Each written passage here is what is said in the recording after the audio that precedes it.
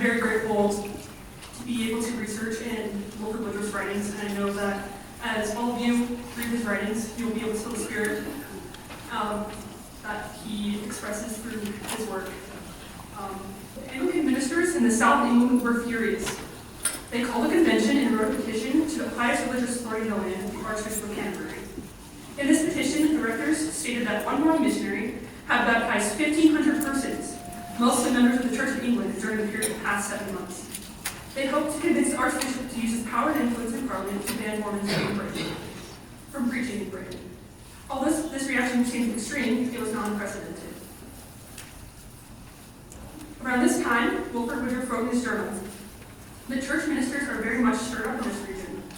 They are fearing they will lose their flock, and they are alarmed in earnest and are holding conventions and meetings to contrive schemes and plans to overthrow and stop the work of God." He continued his entry and explained what church attendance looked like in the area at that time. In some instances, they do not have more than 10 or 15 persons in the church on the Sabbath, and they really begin to think something strange is happening. Truth will prevail. In 1840, Wilford Woodruff and 8 other apostles were sent under the direction of Joseph Smith to proselyte in England. Once the apostles arrived in England, they split up and went in different directions. Wilford Woodruff went to Staffordshire in an area known as the Potteries, and after a couple of months, he went south of recent convert William Benbow into the Free County area of Herefordshire, Worcestershire, and Gloucestershire. Woodruff stated, "I, Wilford Woodruff, being led by the Spirit, commenced preaching the word of God unto the people." He then stopped at William Benbow Brothers John's farm in Castle from Herefordshire. At Benbow Farm, Woodruff taught John Benbow's religious group, the United Brethren. The United Brethren were a break-off group from the Primitive Methodists, who were in turn a break-off group from the original sect of Methodism, known as Wesleyan Methodists. The United Brethren, like Latter-day Saints, were hoping to restore Christianity back to its apostolic roots, and were the perfect candidates to convert to the faith. Woodruff had much success with the United Brethren, and converted many of the United Brethren ministers. He also used their teaching plan to aid in his missionary work. In his journal, he wrote, "I baptized Mr. Thomas Kington, the superintendent of the Church of the United Brethren. I also baptized 48 preachers of the United Brethren and 112 members, making 158 souls in all. Among this number baptized, some of most all classes and churches, 46 preachers, 1 clerk of the Church of England, 1 constable, and a number of wealthy farmers." In as little as 4 months, Woodruff had converted over 500 individuals to Mormonism, with the majority of them being the United Brethren. With this growth in missionary work, Woodruff began to attract the attention from not only those interested in the message he had to preach, but also community and church leaders in the Free County area. Woodruff wrote in his journal, on Sunday, March 8th, that he preached 3 sermons in the area. He stated that the parish church that stood in the neighborhood of Brother Benbow's, presided over by the elder of the parish, was attended during the day by only 15 persons.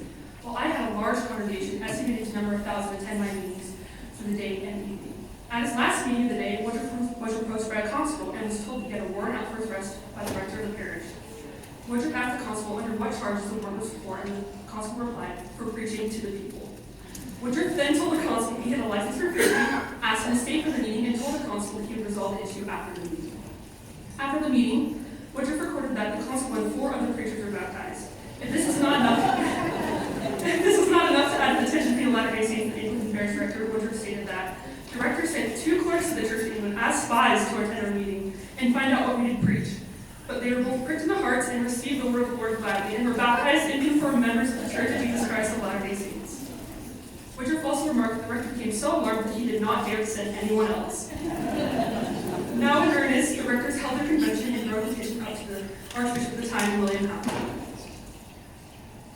The reply to the petition from the Archbishop to the rectors was grounded and responsive to the religious laws of England at the time. Archbishop William Hancock and the rest of the council at Canterbury reasoned that if they had the worth of souls as much as they valued were the ground where hares, foxes, and hounds ran, they would not lose so many of their flock. Halley's statement meant the ministers were focusing on more trivial pursuits, such as the common elite pastime of hunting foxes and hares and hounds instead of the conversion of souls to the faith.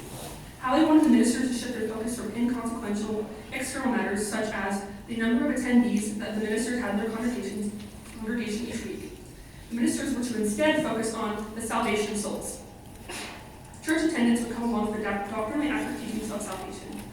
Another important part of the meeting, Halley's response, comes from the greater religious context of England during the 1830s and 40s. as well as his personal background and leadership choices. Halley was a leader in the transitional phase of legality and religion in England called the Oxford Movement. Halley was Archbishop from 1828 to 1848. During this time, major legal reform was going on for the rights of nonconformist religions. After the repeal of the Test Incorporation Act, nonconformists were pushing for more political rights. The Test Act of 1673 and the Corporation Act of 1661 barred all those who were not members of the Church of England from holding municipal offices and executive positions, such as positions within the military and administrative offices under the Crown. Protestant dissenters or nonconformists were able to become members of Parliament, while Catholics did not hold this right. With the momentum of the repeal of the Test Incorporation Act in 1828, liberal politicians such as Lord John Russell, Joseph Hume, and Jeremy Bentham advocated for the extension of franchise to the middle class, which included a lot of members from the nonconformist community. The legislative push for more suffrage is known as the Reform Bill of 1832. Halley, being in the midst of all this religious and political reform, had to learn how to maintain a stable equilibrium with his position of authority within the Anglican Church. William Halley was viewed as a vestige of the old ways of the Anglican Church. Halley was Tory, conservative-leaning, and was the last archbishop to wear a wig. Halley was also classified as being a high churchman, or one who gave importance to ritual priesthood authority and the sacraments. High churchmen also hoped to maintain a historical continuity with Catholicism, although maintaining separation. At first, Halley was opposed to the reform that was going on in Parliament. During the passage of the Reform Bill in 1832, however, Halley was attacked after he voted against the bill. An entry in the Morning Chronicle stated that no sooner than the carriage of the Archbishop appeared in sight than the most deafening noises rent the air. The venerable man seemed quite unnerved. The hisses and groans were now renewed, and missiles at every description troubled the people. The political animosity towards the Archbishop came from both within the Church of England and from those opposed to the Church. The Church of England was inadequate with its distribution of wealth during the Industrial Revolution, causing many church incumbents to live in poverty. There was also a concern of the disorderly character of worship and neglect of church buildings. Although William Halley was resistant to reform, it would need to happen to strengthen the Anglican Church and calm political discontent. Though conservative, Archbishop Halley was eventually swayed by the unrest and acknowledged there needed to be reform siding with the moderates. One influence on his policy change was Bishop Wamfield of London. Wamfield encouraged Halley to cooperate more with the government and reform the church's structure. Halley introduced 3 bills of reform to the church in the House of Lords, although only one passed. Halley also reformed the church from inside. Halley reduced the income that Archbishop be granted per year, stopped renting in coaches with outriders renting business, and had no more public displays of entertainment. Although William Halley was considered to be a high churchman, his shift in church policy and politics to become more moderate was influenced by his changing political and the changing social, political, and religious landscape around him. Halley's response to the records in the South of England aligned with his changing policy. Nonconformists such as Latter-day Saints were treated the same with the law just as the Anglicans were. Although English law allowed for the preaching and missionary work, does not mean that in practice there was not hostilities and persecution. An entry in the Hereford Chimes and Dynamite Cluster stated that the male part of the population has been amusing themselves very much of late by shooting, painting, and burning effigies, which they dressed to represent some of the leaders of the Latter-day Saints of that neighborhood. The burning of effigies was not a simple matter in the small communities of South England, but were used as a sanction of ridicule. Woodruff also recorded in his journal that the parish director over Dymock, John Simmons, manifested much of the spirit of the devil by stirring up mobs against Latter-day Saint members during some of the meetings. Woodruff continued with his account of one particular occurrence. No sooner had he convinced the mob armed themselves with eggs, bricks, rocks, and everything else they could lay their hands upon and throw upon the house like a shower of hailstones for nearly an hour. They dashed in windows, scattered stones, brick, and glass through the rooms, broke the tile on the roof, and continued such deprivations until the close of the meeting. And the brethren, feeling disposed to try what virtue there was in the English laws, which restricted in such proceedings, I proposed to accompany them to go to visit the mob to see who they were, that there might be testimony against them. But they were not permitted to go with them, lest I should receive injury from the shower of stones. But several of the brethren went themselves into the midst of the mob, and took the name of the leaders, and returned to the house in the midst of stones and brickbats, though without injury the mob soon broke. Although the Archbishop had counseled the ministers in the area not to expel Latter-day Saint missionaries from England, the ministers would stir up trouble in the 3-county area against them and would go as far as they possibly could to show their public disdain for the religion. The public displays of animosity towards Latter-day Saints continued to be disruptive for Mormon missionaries and converts alike. In April of 1840, Wilford Woodruff was followed by a mob after trying to baptize some converts. Woodruff described that about 100 people gathered, and the owner of the pond would not let him use it for baptism through retaliation. Woodruff then went in search of water to baptize, but the mob soon followed him, calling out, "American, where are you to wash your sheep?" After not finding water, tensions began to arise and things became chaotic. The mob began to fight among themselves, and the constable was called to settle the fighting down. Woodruff left the area and returned later after obtaining permission to use someone else's pond. However, the mob soon gathered again and began to cause more trouble. Yet, Woodruff commenced with the baptism in peace. "I performed the ordinance without any insult or injury except the tongue slander and the throwing the dog into the pool where I was baptizing." Woodruff continued to push on his missionary work despite attempts by anti-Mormons to stop him. Although they experienced persecution in words and actions, not much physical violence was recorded as being used against Latter-day Saints. Historian Malcolm R. Ford argued that Mormons were not treated any worse than any other missionary groups at the time. The aim of the persecutors was public humiliation, not bodily harm. There is only one reported instance of a death that was induced by mob violence in the faith in England. The preachers in the south of England were able to use their influence to stir up contention against Latter-day Saints, whether it be physical or verbal persecution. The animosity towards the Latter-day Saints was a real threat to converts and missionaries alike had to face. Most of the animosity towards converts and missionaries was expressed through the printing of anti-Mormon pamphlets. The pamphlets that were published during this time demonstrate the contrast between the high church style of the Anglican Church with the low church style of the Latter-day Saints, which the working class would have been attracted to. Several ministers in the three-county area that Woodruff taught in published pamphlets attacking the faith. One pamphlet written by the aforementioned John Simmons, rector over Rhinelander, stated that Mormonism was a faith made of pretended revelations and unscriptural doctrines and created a deep scheme to pick the pockets of poor and ignorant people. In targeting the financial situation of the Latter-day Saint faith, Simmons is taking the blame off of the Anglican Church. During this time, the working class felt they were not receiving very much poor relief or assistance from the Anglican Church, leading to many to not attend church. Many in the working class would have felt at home with Latter-day Saints because of their practice of communalism. Simmons also described the Latter-day Saint church leaders of Joseph Smith, Martin Harris, and Oliver Cowdery. Simmons argued that Joseph Smith was a treasure seeker, an uneducated charlatan. Martin Harris was a white beater and co-conspirator with Joseph Smith, and Oliver Cowdery was not a man of good character. Simmons hoped to attack major leaders of faith in order to sow doubt about the foundations of the church.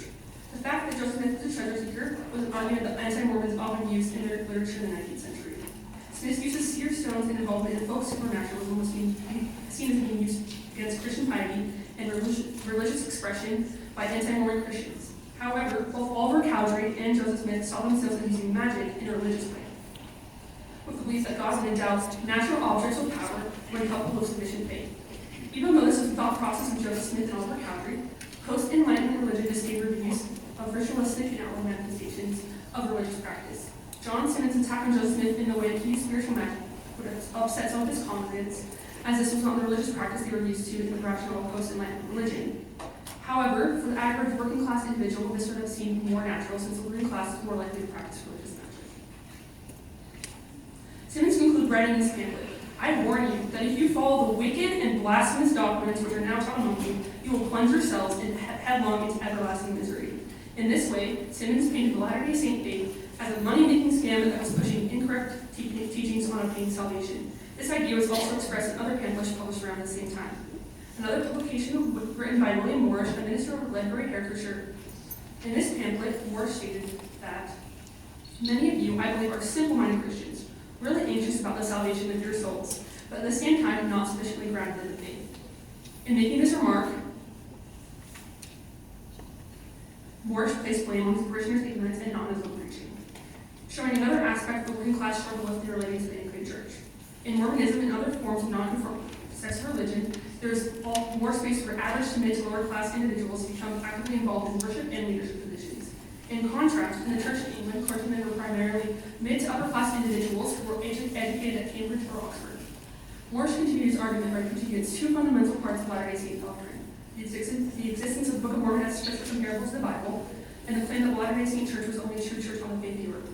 Morris argued, the whole doctrine of the Book of Mormon virtually does away with the atonement made by the blood of Christ, and sets up sundry drippings and declarations and our own good deeds as our saviors. Both Morris's and Simmons' arguments focused on directing their parishioners back under their shepherdship, pointing that they were the only ones with true authority to bring about salvation of souls. The earliest anti-Mormon arguments that were made in the 19th century did not strike many of the working class individuals who felt connected to Latter-day Saint faith over the Anglican Church. The publishing of anti-Mormon rhetoric continued to grow through the 19th century and into the 20th century. with the introduction of the faith practice of plural marriage into the public awareness, the working class's perspective on and interest in the religion began to change. Using polygamy as a focal point for all that was found wrong with Mormonism, anti-Mormons were able to make Mormonism stand alone against the backdrop of other forms of Christianity, making it seem peculiar and foreign. Polygamy acts as a stand-in for all things critics found wrong with Mormonism. In 1884, Woodruff's son Asa was certainly in England. In a lecture scholar, Asa paints a picture of how anti-Mormon propaganda was being spread. For the country is being continually flooded with misrepresentations about us the people. Anti-Mormon lecturers are doing their utmost to poison the public mind and close halls and ears against us. The mere mention of Latter-day Saint or Mormon has about the same effect on them as the shaking of a red blanket has on a bull. Men who converse very intelligently on any other subject can hardly talk rationally on the subject of Mormonism. This change in rhetoric towards the Latter-day Saint faith over the 19th century transitioned from arguing from a doctrinal standpoint to using exaggerated and imaginary perspectives of the basic practice of polygamy. Anti-Mormon preaching and spreading of pamphlets in England continued to be introduced into the early 20th century, and the accomplishment of banning some Latter-day Saint missionaries from England succeeded. Although the British government had never interfered before Latter-day Saint missionary activities, from 1910 to 1922 there was a push to prevent Latter-day Saint missionaries from entering England. This push to outlaw Latter-day Saint missionaries in England came from the continuation of the spread of propaganda around the practice of polygamy and the threat of violence in cities, especially in the north of England. Even though the practice of polygamy was entered in the church by President Woodruff in 1890, anti-Mormons inflamed public imagination by spreading rumors that Mormon missionaries came to England to convert naive young girls in order to lure them back to Utah to become fertile wives. The momentum from the anti-Mormons in early 20th century England quickly spread into politics, and the English government began to not give Mormon missionaries equal treatment through these applications. In the end, however, the United States, mainly through its two Utah senators, put pressure on the British government and were able to have Latter-day Saint missionaries return to Britain once again. The propaganda around the practice of polygamy worked in setting Latter-day Saints apart from other forms of Christianity, making the religion seem heathen. However, Latter-day Saints were not so different from other non-Jewish forms of believers. In reflecting on his missionary work in the Three County area, Wilford Woodruff stated, "I had a vast congregation attend my meetings, and the country was stirred up, and many priests and people came out to hear what I had to say, and many received my testimony. I feel thankful to God for all his mercy and kindness unto me, and all the saints opening so many doors that the kingdom of God may roll forth, and there may be a people prepared for the coming of Jesus Christ." Wilford Woodruff's record of mission in England in 1840 gives great insight into showing how people truly were prepared to hear his message. Even though Woodruff and new converts of faith faced persecution and hostilities from religious authorities and other vacuous individuals in the area, his missionary work was able to continue to move forward by the dictates of religious laws of England. Archbishop William Halley was poised to respond to the backlash against Woodruff preaching from prior experience adjusting to the political and social climate. The ministers in the Three County area used preaching and pamphlets to degrade the Latter-day Saint faith, but their arguments overall did not have an impact on the working class until the introduction of rhetoric surrounding the practice of polygamy. Because of the growth in propaganda surrounding polygamy, Latter-day Saint missionaries were stopped from preaching in England. However, despite attempts by those opposed to the Church of Jesus Christ of Latter-day Saints, truth will always prevail in the end.